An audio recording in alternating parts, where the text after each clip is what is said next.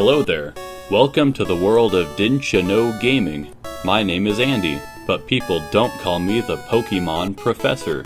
Your very own Pokémon knowledge is about to unfold, so let's get started with this Pokémon lesson. Didn'cha know? The first patents for any Pokémon-related copyrights were filed back in 1989. This heavily seems to suggest that the Pokémon franchise had been in development for at least 7 years before the games were released in Japan. It has been speculated that during this 7-year gap, several hundred monsters were designed by artist Ken Sugimori that were later to be included in the finalized versions of the game. The game was released including 151 different Pokémon, but large gaps in the game's programming indicate that not every Pokémon made the final cut. It is known that many of the Pokémon originally designed were later included in the Gold and Silver versions, so legend has it that many of the 900 Pokémon that Sugimori designed are still being included in the newer titles.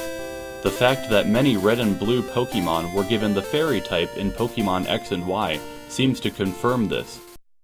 Didn'cha know? In Vermilion Harbor there is a mysterious truck parked right outside of the St. SS Anne.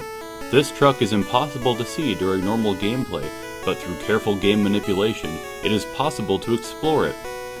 Without the truck's keys or any way to push the vehicle aside, it is impossible to know exactly what the purpose of this truck was. One rumor suggests that the truck can be pushed aside with strength, but this is impossible to test, as the HM can't be obtained until much later in the game, well after the ship leaves the harbor. Given the mysterious nature of this truck and its adjacent location to the St. SS Anne, it seems obvious that this truck had something to do with the secret Pokémon, Mew. A hidden set of keys at one of the Rocket Game Corner's slots appears to suggest that this is true, but was scrapped in the final version for whatever reason. It's well known that the hidden Pokémon Missingno evolves into Kangaskhan, but didn't you know why? Apparently, Marowak was originally supposed to evolve into Kangaskhan, which would have meant that Cubone would be Kangaskhan's baby.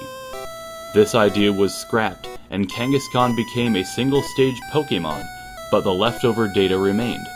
Instead of deleting it, the developers simply moved it to the index number 0, which meant that it was missing a number. In other words, Missingno.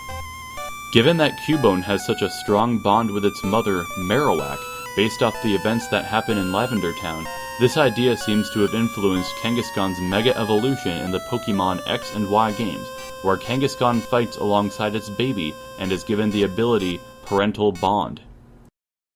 It's been stated that the first Pokémon ever designed was Rhydon. This is evidenced by its index number in Red and Blue, number 1. After the series began to take shape, however, the idea of Rhydon being the first Pokémon seemed to have been scrapped, and Rhydon itself took a backseat to Bulbasaur, Squirtle, and Charizard, who then became the game's first Pokémon. Rhydon is not seen at all until the very end of the game, under the control of the player's rival Gary. This seems to have been influenced by Roman philosophers' quote, "Every beginning comes to an end." Didn't you know? The development of Pokémon Red and Blue took much longer than expected, and without the proper support from Nintendo Miyamoto, they might not have ever been released. Due to his last-minute intervention, the games were hurriedly released, but there were reportedly some complications with production and shipment. It seems that some of the coding in the original production run got jumbled around, which is theorized to have caused several evolution branches to have become corrupted. In the original production run, it seems that Venonat was supposed to have evolved into Butterfree, while Metapod was supposed to have evolved into Venomoth. A similar situation occurs between Dragonite and Gyarados. Because so many of these copies made it to shelves across the country, Nintendo decided to officially change the evolutions of these Pokémon. Didn't you know? Despite popular belief, the Pokémon Jynx was heavily inspired by Pokémon creator Satoshi Chajiri's ex-fiancée. She was big into popular Japanese fashion, Ganguro, which involves bleaching the hair to a white blonde color and darkening the skin to near black tones. According to Satoshi, Jynx's type, Psychic and Ice, was also based off of his ex-fiancée. He has been quoted as saying, "She was a frigid psycho bitch." Jynx's signature move, Sweet Kiss, was also based off of his ex-fiancée, which involves Jynx going around and kissing every Pokémon she encounters, regardless of whether or not she's in a relationship with them at the time. Popular legendary Pokémon, Articuno, Zapdos, and Moltres don't appear to share anything in common at first glance. They appear in different parts of the Kanto region and are all vastly different in type, with Articuno being an ice type, Zapdos being an electric type, and Moltres being a fire type. Under the surface, however, there seems to be much more at work. If you look closely at their names, you'll notice a pattern.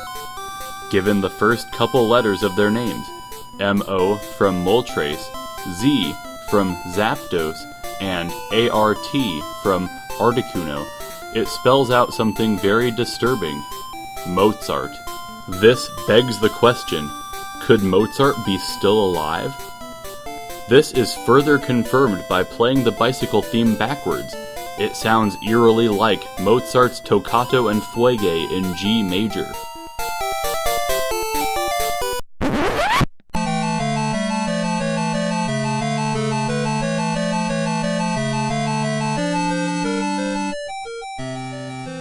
There appears to be a conspiracy at work. We reached out to Nintendo, but he declined to give us a response. Well, that's all for today, but be sure to check out our other videos, and if you liked what you saw, make sure you subscribe to Stupor Video Bros for more Didnt'cha No Gaming.